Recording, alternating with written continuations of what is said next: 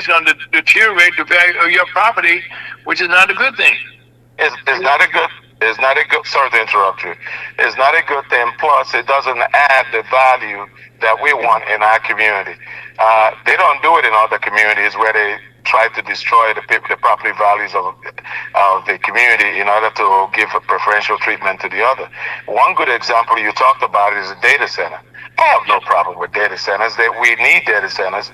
We just don't need them in a populated area because they create forever chemicals that will harm our young people and ourselves. And there's one they're talking about in Ferguson Emerson Center, and I've been fighting against it. They also want to put a power plant. I retired from the school district and the court, but I also started a small business in 2014 which deals with energy.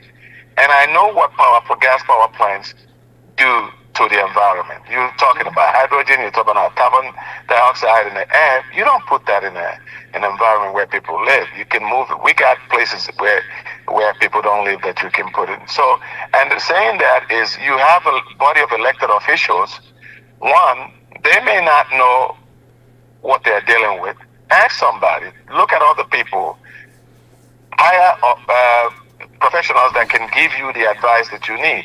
And in this one, they're just trying to get Ferguson in a bond that will turn them into. They gave the city council members 300 pages 2 hours before they're supposed to vote on it.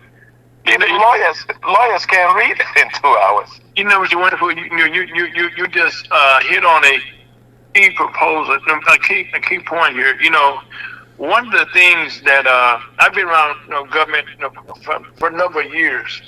And also working in the mayor's office and all that good stuff. But now, having said that, one of the things that that local politicians do not do, okay, at each level in government, okay, they all have the same resources available to them as far as support staff.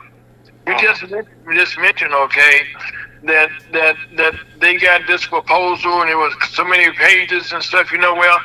In like in Ferguson, in any major city, you have a planning and zoning department that should be able to project for the next 5 years what's going to come into your community. And so right now it seems to me, okay, that most of these data center people, okay, are bypassing that part of city government and going directly to the alderman, okay, who should only act once they go through different committees, okay, that the staff will review, the benefits and the cons of what something comes to their community, and then make a logical decision. But now they're trying to make a decision, okay, with no information. They're making a decision without information. And even the smartest amongst us, I don't know everything, but the smartest amongst us cannot read legal jargon, boilerplate contract. No. 2 hours before the election. That's why when I see some congressman, why'd you vote for this? Well, I didn't read that portion of it. I said, then what are you doing? Why are you voting for something that you don't know nothing about? And this is what is happening. And they realize that the citizens don't want it. We had a meeting. Nobody on that public statement that said, we want this. None.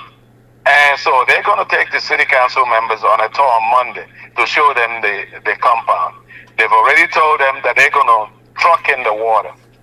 The power plant and the data center, one of them needed at least a minimum of 5 million gallons a day to cool it down. So where's this water coming from? And where's the gas coming? Mr. Winston, let's stop right there, okay? You said 5 million gallons a day, right? Yes, to cool it down. Okay, let's stop right there. So you multiply that times 365, that's a lot of water. And water is not infinite. And all of us are going to be tapping into the same water. And people don't read this stuff. And the guys they're talking to on this project are not the final, are not really the owner. They're just transaction guys. They make the deal look good and they sell it to somebody else. And then when you get to somebody else, all that signature, all that stuff you sign, they're only going to use the one that benefits them. The one that benefits you got left-handed. And we're handing them millions of dollars in tax revenue to our school districts, our community. Now, let me put it this way. If they are rich and they got all the money that they need, they don't need us to give them tax break. So we're giving deadbeat taxpayers money. The poor people pay taxes and the rich people collect it. And that doesn't make any sense. And I don't know what this council know that most of the community that is saying no to it don't know. Well, Mr. Iwenofu, I think the council members should be cognizant of the fact that down in Festus, okay, they just cleaned house. You know what I mean? Because people didn't, the people were not listened to. And plus, you just made a very strong point here. On these data centers, okay, the people right now, like down in Festus, Clark, Clayco is the person that's out there, making the point.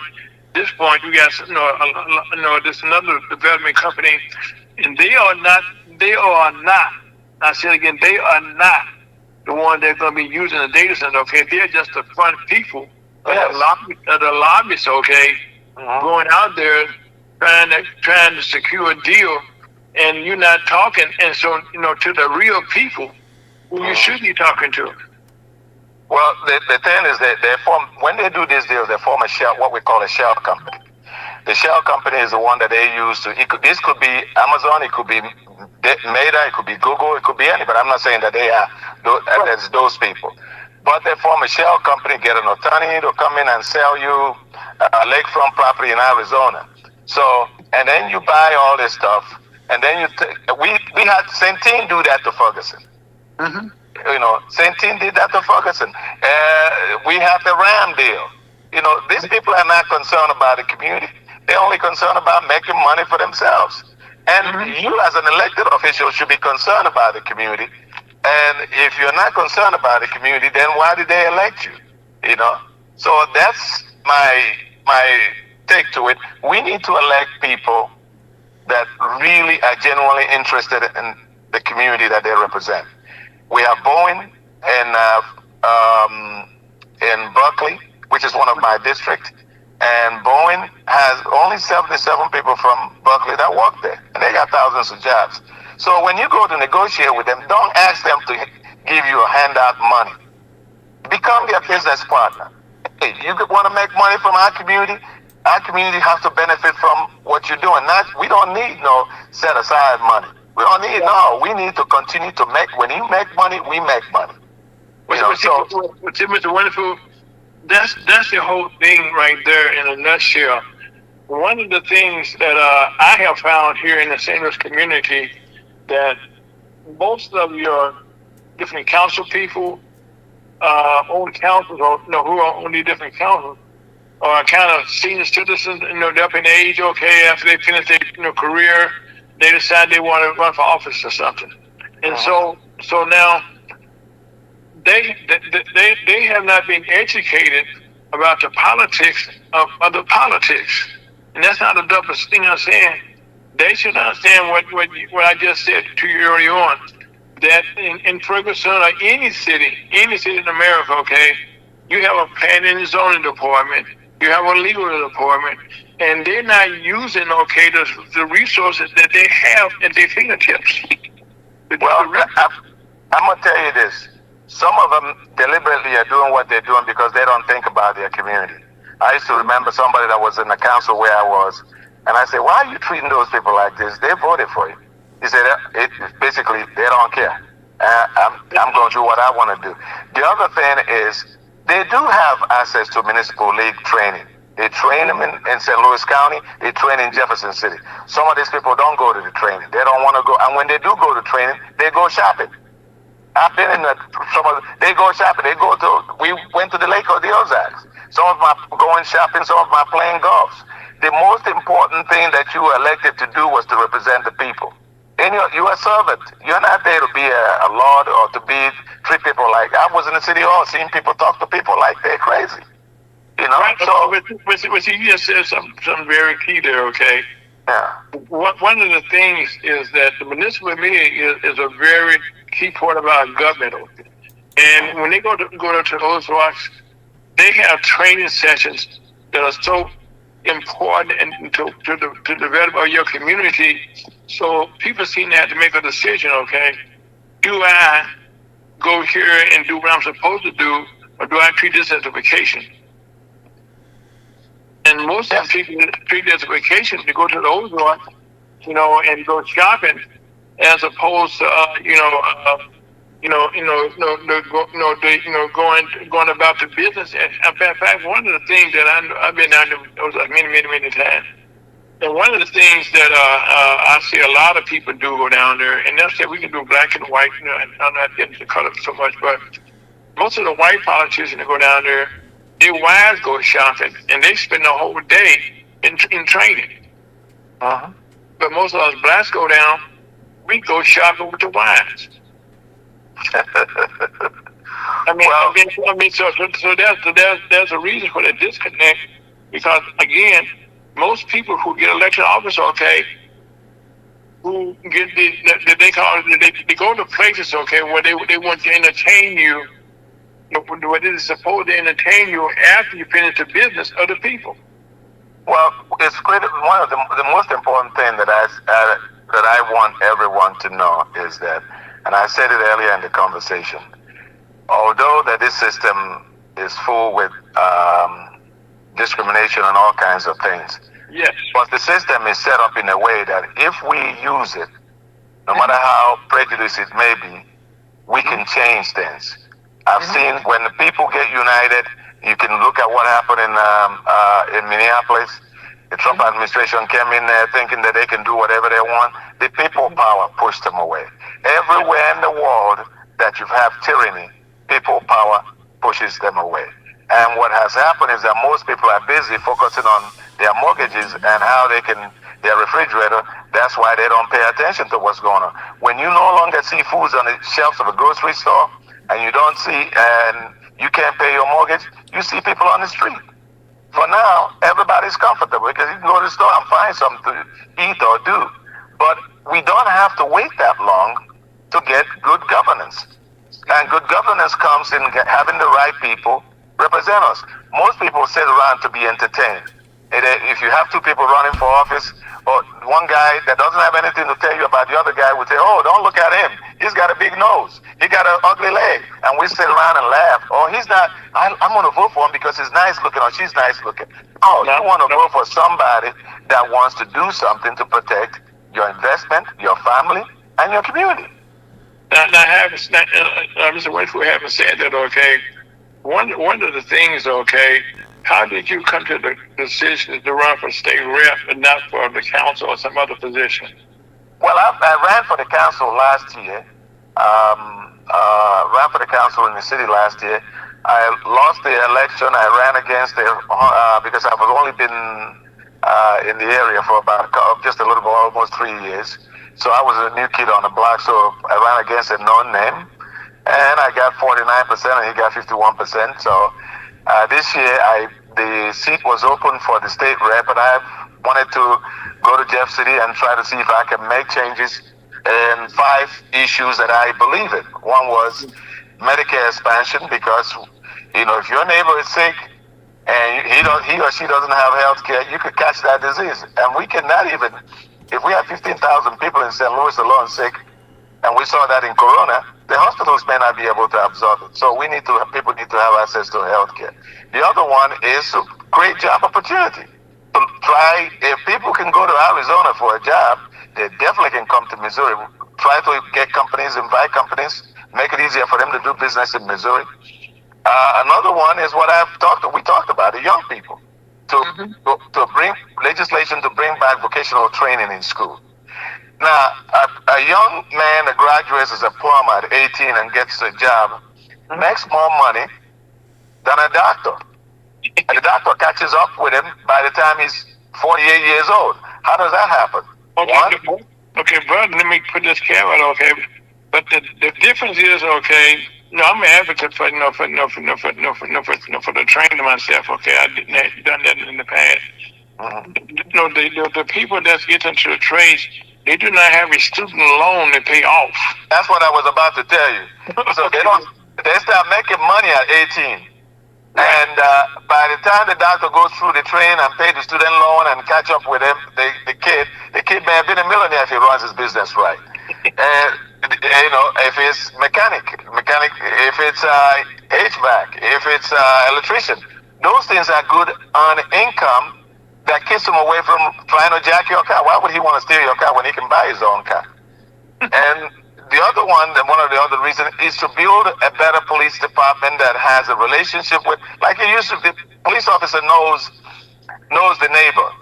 And one of the experiences that I had in the court was the black kids will be brought forth for evaluation right away because the police officer arrests him for missing class or whatever. They bring him up there. But if it's if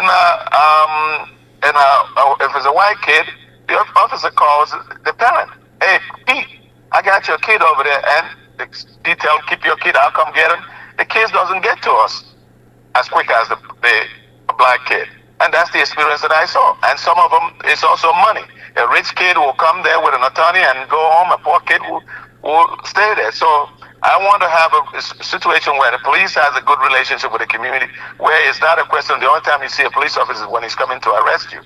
He can. So that kind of relationship is what I'm thinking about. Finally, is fighting for children with autism and adults with autism and special needs. They are needed in our community. A long time ago, there was a jurist called Oliver Wendell Holmes. Oliver Wendell Holmes was Justice of the Supreme Court in the 1930s. Right. And he talked about imbeciles and morons. Remember that we used to call people imbeciles and morons. Yes. And he talked about castrating them so they can have no children. Today, we do know that today people with special needs can run computers, they can walk, they can do all kinds of things. So we need to give support to them and their family so they can also become taxpayers and productive citizens in the society. I'm a father with a special need daughter. I'm a single father. I've been doing that for 27 years with my daughter now, and she's going to be 28 this year. I think that there's a lot of parents, I don't know what happened with autism, but a lot came out in my time of raising my children, that a lot of people have that problem. As a society, we need to support them. So those are the reasons why I chose at this time to go to Jefferson City and see if I can make a dent in some of those issues that I raised. Another thing is the cost of living is going high. And people, they're at this rate, we're not going to be able to make it. So we need to find solutions to from having local farms, for example, in areas where you have a food desert, allowing people, because city ordinance will prevent you from having a garden, so you can grow your own stuff that you eat, and be able to allow people to be able to grow some of the foods that they eat. What happened in 2003 in Detroit happened here when remember when the electricity went off, and the grocery stores in the whole eastern part of the United States, the grocery stores closed down because it's wrong with electricity. ATM banks closed down, it's wrong with electricity. So what would happen to people for about 3 weeks? No grocery, no banking, no nothing. But if you have something around the house, you find something to, manage until that gets together, So. Mr. Wonderful, one of the things that you just touched on there was, and I want to come back to is, one of the things, okay, if I get in a trade, matter of fact, I talked to one of my grandsons just the other day, and I was very proud of him. Okay, he said, Papa, I'm going to become a president in the IBW program, okay? Well, and when I was working as an organizer for the IBW, okay, we always said to people, kind of get people to join the trades, that if you work in like local 2, deal with outside construction, you know what I mean? And we would tell people, you cannot import or export dirt. Your job is not going no place. So not only do they have not to pay the loans, student loans off, okay, but they have a job that has long-term possibilities. And if you work okay, then you can start your own business once you become a journeyman. And then you can feed your family and make more money. But the system right now, one of the things that I advocated for when I was organizing, when I would speak for groups and schools and stuff, was that there was a time that whites didn't want blacks into the unions. Well, it turned out now that is reversed because a lot of the union kids became doctors or whatever, and they didn't want to work in the field like their mothers and fathers did, like they did in the old days. So now we have projects.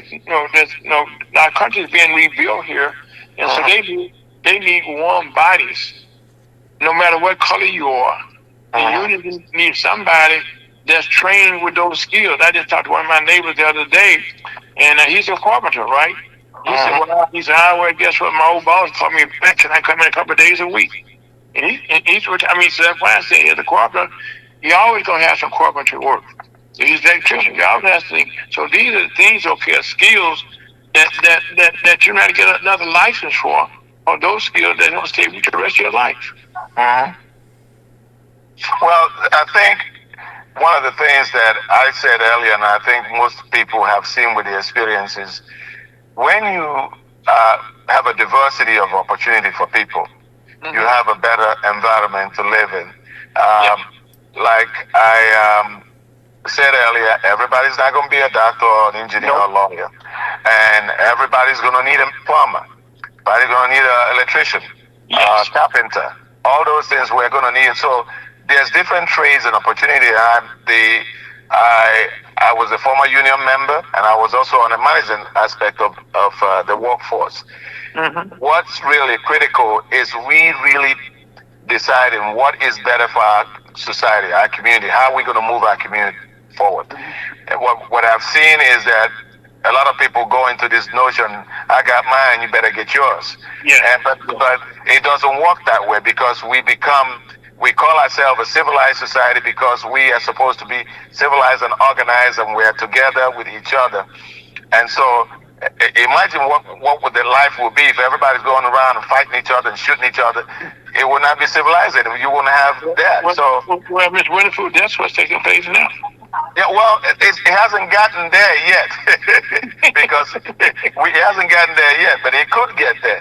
It's just that, yes, we do have most of the crimes that are committed as a result of economic issues.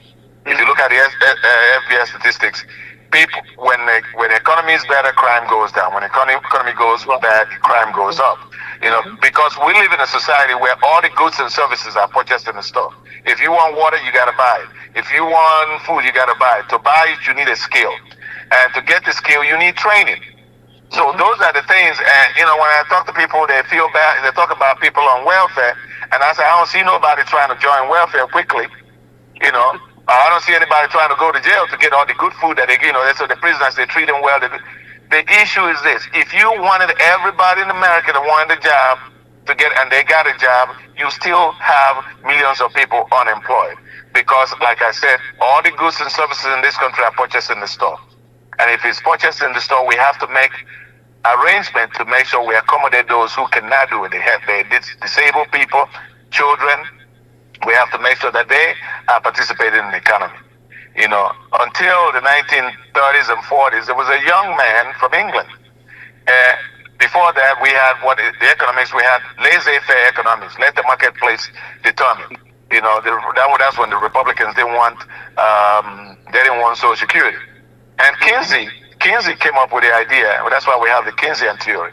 Kinsey came up with the idea that the government has a role to play with fiscal responsibility, and which is the multiplier effect. If you put $1 in my hand, it's $5 in somebody else's hand.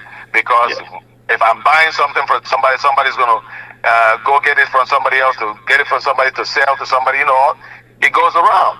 So we live in a society where we touch each other, and we have to make sure that we are our brother's keeper or our sister's keeper. Now where I just got mine, you better get yours, and it's not going to work that way.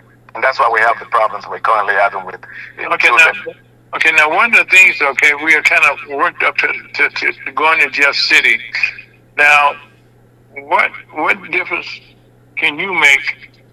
Because in Jeff City right now, we have a lot of state reps and state senators who are there, and again, they have staffs, people,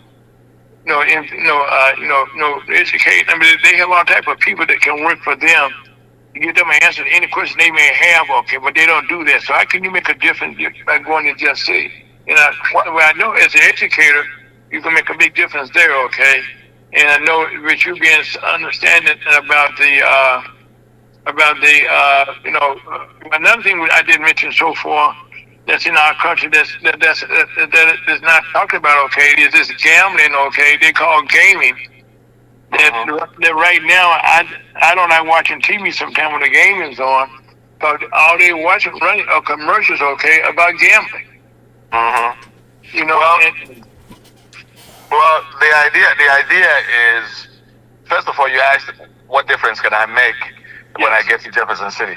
I think what's critical is I'm aware that I'm not just going to be a legislator, that I'm also going to be an ambassador for my community, and also building a bridge between myself and my Republican colleagues to find shared grounds. I was talking to a couple of the legislators in my district, and I said, "Hey, listen, there's a legislation going on in the House now about a data center. One of them, that wasn't the one that represents me, didn't know about it, and I gave the person the number of the bill, and then said, please go and attach yourself to that legislation and try to make sure that you get something for your community, or at least for my community." So those are the kinds of things that I could do, in a sense, to be out there, be aware of what's going on, and find the things that I can work with the rural area that will benefit rural area and benefit the urban centers. And we can have legislations that benefit. Like example is the that I gave you was bringing back vocational training. The kids in rural area will benefit from vocational training, just like the kids in the city will benefit from vocational training. Mr. Winfield, that's the whole thing, okay? That people don't understand that be you Democrat or Republican, if you take the titles away, okay, you still have the same problems. No matter who you are, and so that's why I've been able to work on both sides of the aisle. Yeah. I found, okay, that like I said, we all got the same problem. We all come from the same neighborhoods for the most part. Yeah. And so right now it's not that something's gonna like a tornado to go through. You're gonna hit everybody. It's not gonna pick anybody. It's just gonna hit. So again, it's the same way about when you got a bill going through the legislature, okay, it's going to affect the whole state. Well, the most important thing about wanting to be in an elected position or advocate for your people is that the best part of doing that is what is called leadership. You can lead if you don't find solutions that you can use to help your people. I may be naive on this concept, but I do believe that the best leaders that we've had around throughout history, Gandhi said, become the change that you want. Don't wait for somebody else to come to do the change. You have to become the change that you want. I think we need to be able to go, okay, there's a bunch of Republicans, they don't want to get us to do this and they want us to do that. Have conversation with them, build relationship. And I remember when I got involved in Tip O'Neill, and I'm trying to forget his name. Tip O'Neill was a Democrat. He was able to have a conversation. He was able to make deals with Ronald Reagan, and get things done. So I may be naive that maybe you don't understand these people we're dealing with. They're still human beings. There's something that they want, and there's something you want. Find a way to build that bridge. You may not get everything you want, but you get something out of it. Well, see, that's the art of politics. Okay, is negotiations. Yes. If you've been in negotiation before, everybody don't get all of what they want when you negotiate. I mean, we all understand that what we're trying to get, okay, is something that I can bring home. That's why I say one of the things that when you go to Jeff City or Washington D.C., your job, okay, is to bring something back for your community. Of each bill that's been debated or being discussed or being passed, it's going to affect your community one way or another. So you should look at the benefits that bill can come to your community, and you can add that into the bill. Yes, that's the option that you have by being a legislator. You can add to any bill that comes through, okay, no matter Democrat or Republican, okay, you have opportunity to add something to that bill. Something to for your community, yes. For your community, and I don't think people nowadays understand the power that they actually have. Well, I think people go into this, notion. Both parties, Republicans and Democrats. I don't talk to those people. I don't hang around those people. Well, you mentioned Tip O'Neill and Ronald Reagan, right? Yeah. In years gone by, in another lifestyle, another lifetime, all those people who were in the Senate or in the House, they would play cards together after once they left the left the floor. Yes. They would go out with their families together. They were friends. Yes. Now okay, we all vindictive. Well, I'm a Democrat, you're a Republican. I don't care what you are. You're still a human being. You're still a Missourian. You still live in Missouri. You're still in Missouri, no matter what happens. Okay, no matter where you go in the country and the world, say where you come from. Well, I come from Ferguson. Oh, that's in Missouri. Oh, I come from St. Louis. Oh, that's in Missouri. Well, see, that's how you identify. They don't say, oh, you Republican or Democrat in Missouri. No, they don't. Yeah, I told somebody, they said, well, I'm not in your district. I can't help you. I said, well, yes, you can. Yes, you can. I said, you can scan that and either send money for me to vote, or you can scan that and volunteer to go door to door with me, because whatever legislation we pass in Jefferson City affects everybody living in Missouri that comes into Missouri to do business in Missouri. So pass through Missouri. Or pass through Missouri. So the problem is we also lack civics in schools. We're not teaching people about politics, and so people don't understand that politics affects everything they do, from their church to their grocery. And that's why I say, if you don't do politics, politics will do you. And that's why I add, okay, the word politics, is looking out for oneself. And everybody. But politicians, the definition of politicians are those who seek power. No, politician. You said politician. Okay, I said politician. Yeah, I know, but politicians are those who seek power for greater good. That's the difference. So you're a politician. Yeah. Then okay, you're in a new category. But everybody right now wants what's best for themselves and their family. Themselves, yeah. But the people that practice it should be seeking for greater good, not for themselves. That's a politician. That's a politician. Yeah, that's a politician. Yeah, but unfortunately. And that's why I say to people, if you look at that person that is talking to you and he telling you how bad the other person is and ain't telling you what he's going to do for you, why are you voting for him? But that's what people jump up. He was telling us about this. The Italians call it fugazi. They're blowing air on you. Focus on what are you going to do for me? Am I better off now than I was before you came? And if I'm not better off, just like ask the people about the current administration. Every day when we wake up, there's some crazy stuff going on. I don't watch news anymore because I'm a news junkie, but I don't watch news because every time you turn on, some crazy stuff going on. Now we're going to. That's two of us. Yeah, so now we're going to give billions of dollars to Iranians when Obama only gave them 1.something billion. But Obama deal was a nasty deal. But see what happened there, okay? Even the deal that we're gonna have now is gonna be a nasty deal. But see, it was about $20 billion, okay? Jesus Christ. Okay, yeah. but see what happened, in the original deal, we got more in return than we would get now. Yes. Well, now what we did now, we destroyed the country, and we went back to trying to open the place. The people got more power, and we made America look weaker. Now everybody's not going to be listening to our allies. Weren't trying to jump in to help us. So what did you achieve with that? So going back to my original argument, the reason why I'm running is to see what I can do to help in my community, and I ask folks to come and join us. And if I can't do what I'm telling you I promise to do, I'll be the first one to leave. You don't even have to vote me out, because I do understand that there's a lot more that our elected officials could do, and they're not doing. Everybody's busy looking for campaign donation and a campaign donation, and you forget that you're not running for this office for you. You're running for your community.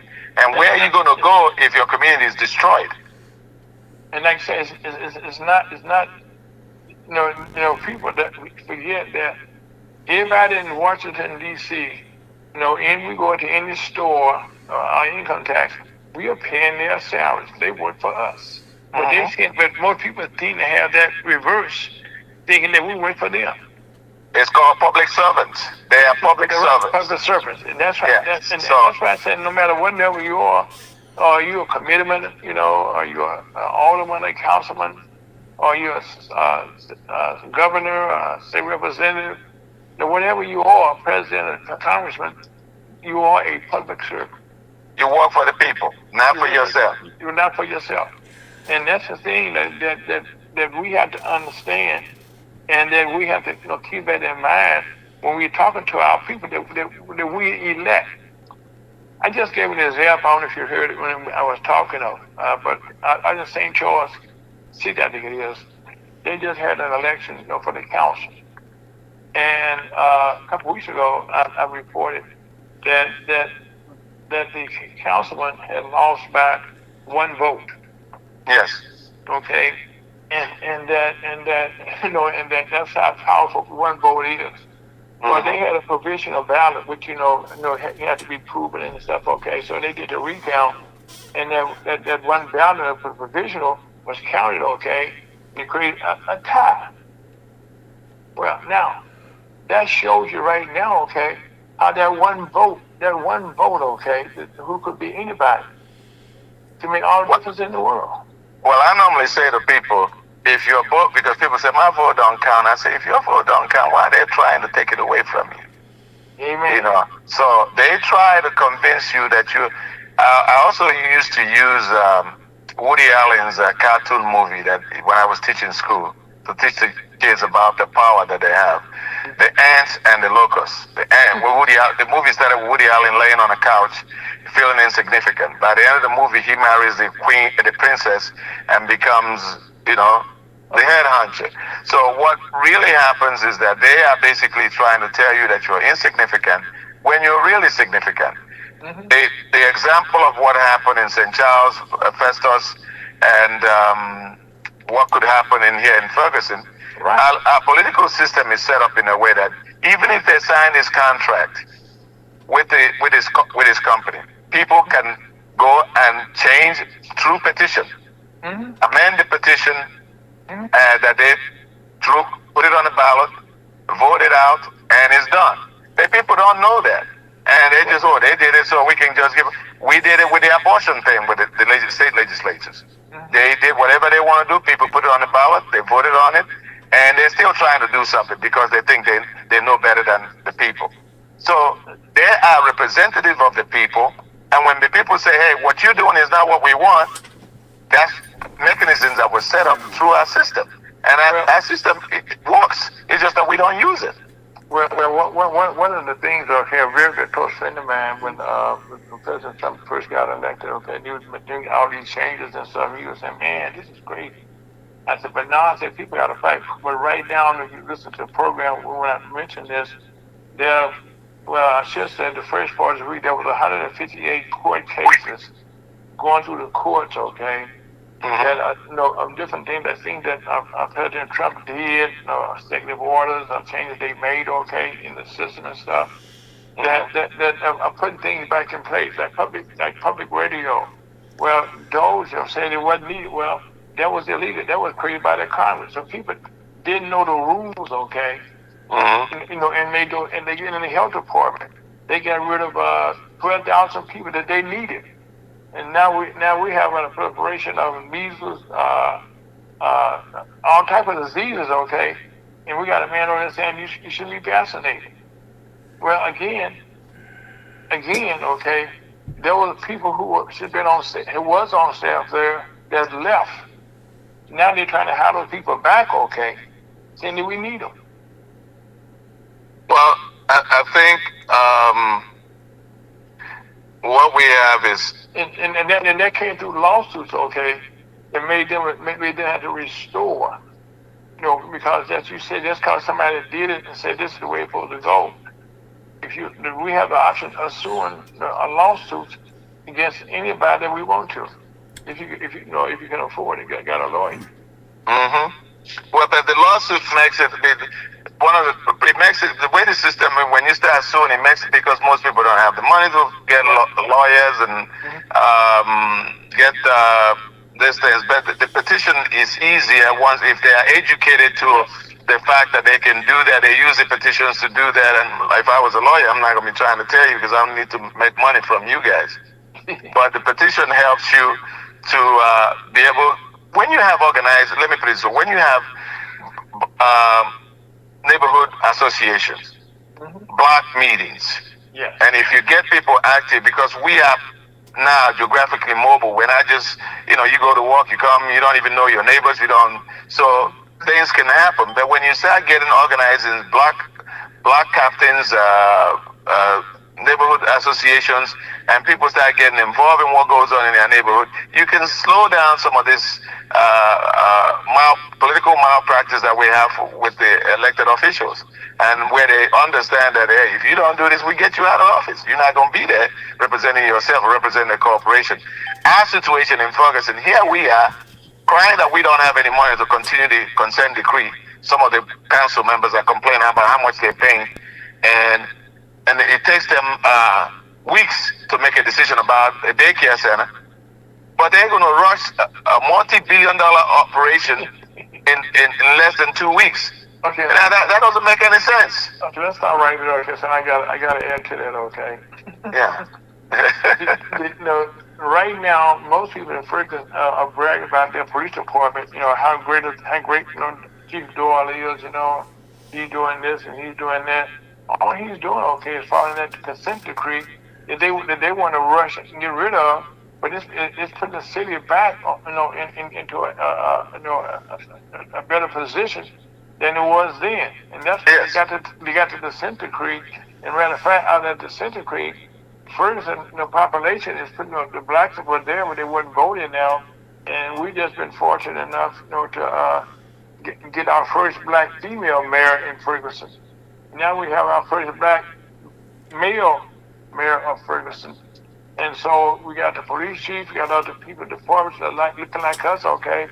And the community is benefiting from it.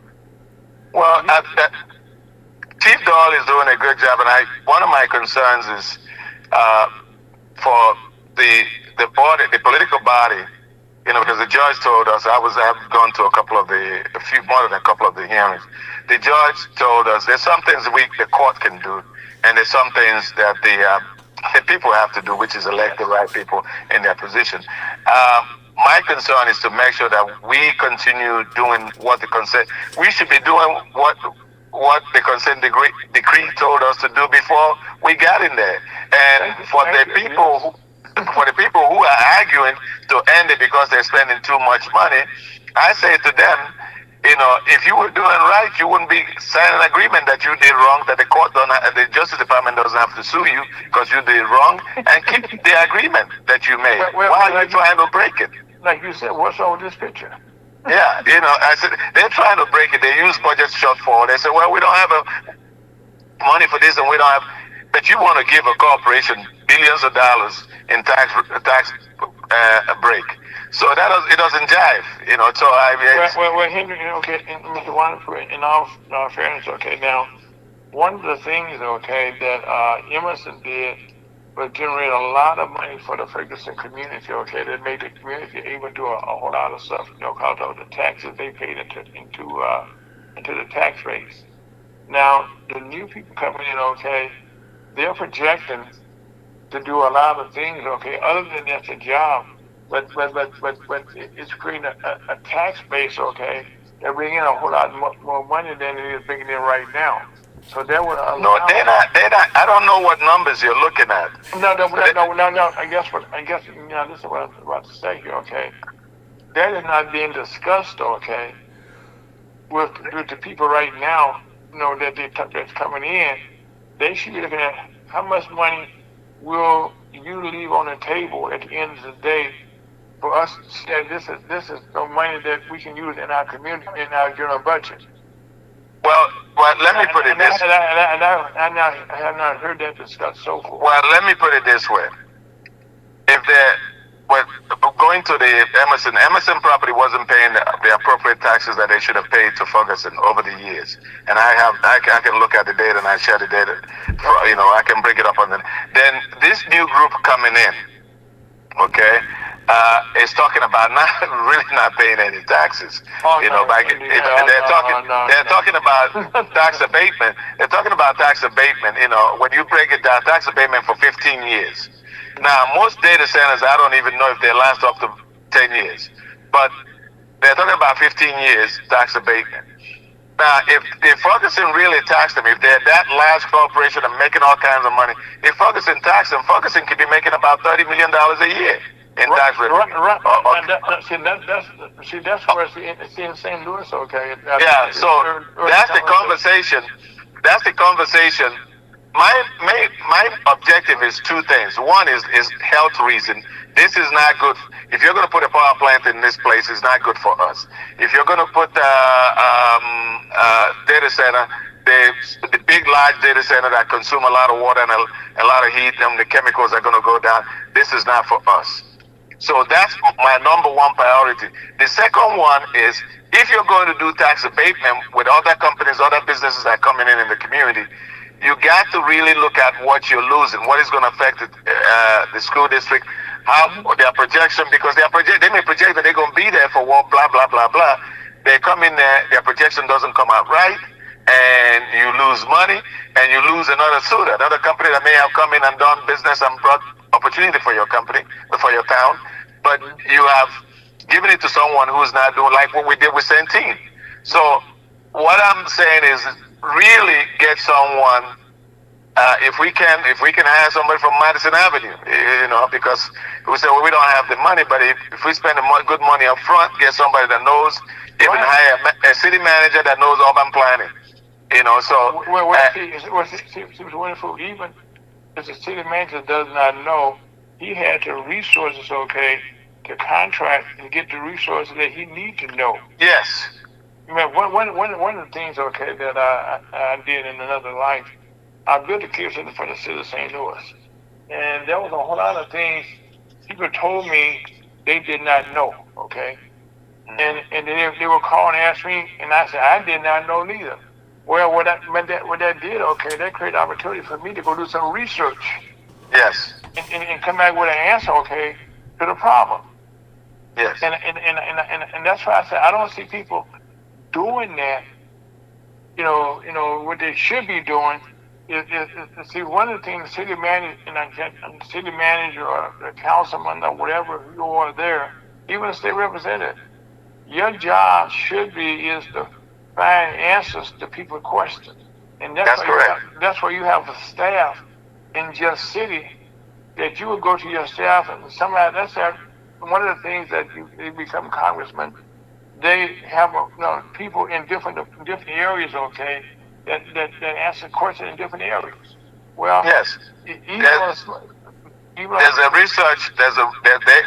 In Congress they have people who do research for them, and in Jeff City I don't know much about that one, but I think they also have. They have the same staff there that do. They have staff, but I mean they have.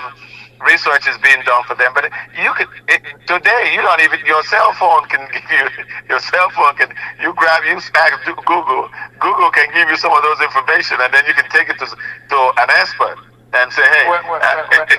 One thing I did so far in this conversation, okay, one of the key things, okay, that's affecting our young people is that social media. In most cases, okay, there was a time that parents would teach their kids about the birds and the bees. Mm-hmm. What's the bird? I'm not talking about some bird and the bees. You're talking about sex. Yeah. But nowadays, okay, the kids can teach the parents. Or they go Google something, and when they ask the parent a question, okay, 9 out of 10 times, okay, they know the answer already. Mm-hmm. Yeah, and that is critical. It may have made us lazy, and I know the data center is a part of the making sure that our data work fast and get to us as quickly as we can. People understand. Yeah, so I'm not Yeah. yeah, I'm not objecting the idea of having a data center. I just have the objection to them being located in populated area. You know, Well, so well, and well, and I, well, Mr. Wonderful, I think the thing that what you're saying, okay, and what you like, sometimes people don't say it clearly. Your concern is okay, is that they need to look at all the benefits that the company that's coming in there that's responsible for the data center, how much data center gonna pay them mhm, for them to be on their land. So first of all, if I was there, okay, mhm, if you know if this data center is going to come on the Emerson land, right? mhm, Well, they're going to pay me X amount of dollars, okay, to utilize their space. mhm, Now, how much is that? Then how much is that? Okay, are you going to share with me in the city? Because right mhm. now I'm providing the resources, okay, that's for people to get there on the streets. I mean, all the things that they need, okay, they're in prison for a reason, okay, because they like the personality, they like the communities, they like the resources that's there. So right now, I need to know what they're paying the developer to be there, to be on the land. And then I'd like to know how much of that money can we tax and put revenue back into the general fund Yes. so we can benefit of what's going on. Hey, it's gonna come in there one way or another, okay? And there's technology out there that can remedy pretty much some of the things that you have concerns for. You know, I know the system that's more advanced than what they have here. But Well, you know what's really funny about this whole thing is that they didn't share that information. When I looked at the 300 page of it, they didn't share that information with the city. I didn't think that. That's what I said. If I was there, I said Yeah. if I. Mhm. Well, our folks stand for if, okay? Well, our folks, except for one councilman that didn't want to vote for it, Jamel Franklin, and he talked about it. The other thing that is missed in what the point you're raising that I'm trying to. Now, this is how these projects are done. When we did it for my company, first of all, you get this tax base because that's really your down payment. I'm breaking it down to that's down payment for you to get money from an investor. And then you find you have already done your feasibility studies, your environmental impact analysis, okay, and even in some cases soil sample. And then you back. No, you got to do all those things. Is called due diligence. Yeah, you've done all those things, and then you go after because now you see the business is viable. And then you go out to suckers like us, and then you sell them on the benefit of this new job that they're supposed to be getting. And then they sign up on a piece of paper. You take that paper and find a technical partner. For example, they're trying to build a plant, power plant, you get GE. So you put all these packages up and you take it to an investor. The investor looks up and says, hey, I'm only giving them $200 million for $1 billion project. Worst case scenario, I'm going to take that $1 billion and I'm gonna sell it for 500 million. Okay, if they don't come up, I'll sell it for 500 million. Now the project goes on. They give their supplement to start the project. Now if the project doesn't work out, the investor still has money. The city is left hanging because they've given up all this stuff and there's nothing coming to them. So it's critical that we do, like you say, our due diligence to make sure that if this doesn't work, this is what we're gonna get out of it. You know, before you make your first step, know where your last step is gonna be, and this is not being done. Mr. Wonderful, let me give you an example, okay, where you can look at in the city of St. Louis, during the Seymour administration is a good example. Okay, that was further enough back. Well, when developers came to town, okay, the city would give them money up front. You know, and money up front now, okay, before they put a shovel in the ground, before they probably even move the office up someplace, okay, they got money up front.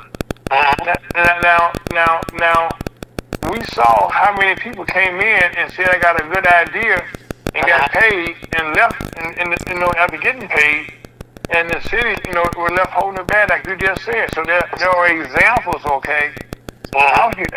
If you want to go look, okay, and that's why I said I was involved during that time period, and I learned, okay. Yes. You got to do your due diligence, okay? Because again, first of all, if somebody want to invest in that power plant in Ferguson, or somebody want to invest in the database, the data center in Ferguson. 5 minutes, Ira. Okay, thanks, Scott. Okay, thanks, Scott. There's somebody, okay, that's making a whole lot more money, but when they went to the developers, okay, who has the land, said, I want to be part of your project. Well, they're gonna pay them X amount of dollars, okay, for them to be part of their project. Well, Ferguson should trust that money also. Do we agree? Well, yes. The problem is that they're talking to the transaction attorneys. Those guys are going to make their money once this deal is signed. They don't care what happens. They could care less. They care less what happens with it. So they'll get you to sign up on whatever you need to sign up. I think what really is important is, like I said to them, slow down, evaluate, and make your decision. And if I'm wrong about the health issue, go ahead, do your thing. If I'm right about it, think about it before you expose somebody. You don't go to somebody. There's a group of people talking about community agreement. Community, they want to sign an agreement with them. I said, a guy comes to you. One of the things that you need to think about, a guy comes to you and asks you for money, and you go back and ask them for money. Where you think that money is coming from? And they're rushing you to sign up on a deal. That's a sign that will tell you that something ain't right. You don't rush somebody to sign up $1 billion bill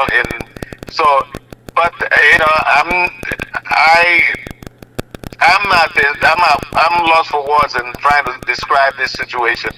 I just think that the people need to go to the elected officials, and I think we need to talk to both our congressmen and our senators and say, hey, this is what's happening in our society, and all our elected officials, what are they doing? What are they doing for this? If they're keeping quiet, then we know what the situation is. Okay, there are two things I got to get clear right here. First of all, right now, Congress has passed a bill for a moratorium on slowing down, the data centers. Okay, that's something that's going through Congress now. You mentioned about the chemicals in the air. Where there's a place in Louisiana where my niece and her husband lost their lives. There's chemicals. It's called a chemical alley down there, and people just, from all the toxins in the air, people dying like crazy. I mean, so there are places that you can look, okay, that we can educate. That's why I say, if I was doing the deal, okay, there are 4 or 5 things that I would put on the table, okay, answer these questions for me, okay, then I can go back to my people, okay, and say, this is the thing that I asked, and not let them give you questions, but give them questions. They got things they got things backwards here. Do we understand? Yeah. There's a study by Washington University talking about environmental racism, which is what you're just describing. They go to all these communities that they know they don't have the skills or the access to the research that is needed to challenge some of these things and promise them jobs. Even if you build this power plant and the data center is not going to have a lot of jobs, from 5 to 15 or 20 jobs, high-paid jobs. They're not going to live in Ferguson. No. And then, or spend that money in Ferguson. Or spend the money in Ferguson. And the other thing that is it's a part of the issue is that these people in this minority community don't have the help. Okay, Ms. Winfield, we got to come back to this another time. But right now, we're getting to the end of the day. Okay, let me tell people one more thing. Go ahead, please. You can. Okay, my election is August 4th, 2026, and if you are interested in joining us, you can go to www.henryiwenofu.com and you can find some more information. I'm running for this 73rd district, which covers from Edmondson, Breckenridge Hills, Woodson Terrace, Kinlock, Ferguson, and Berkeley. If you live in those areas, please, I'll need your support. I'm hoping you can send me to Jeff City and see what I can do. And I really appreciate being on your show today. Okay, so on that note, my name is Alpha. That's Henry Iwenofu.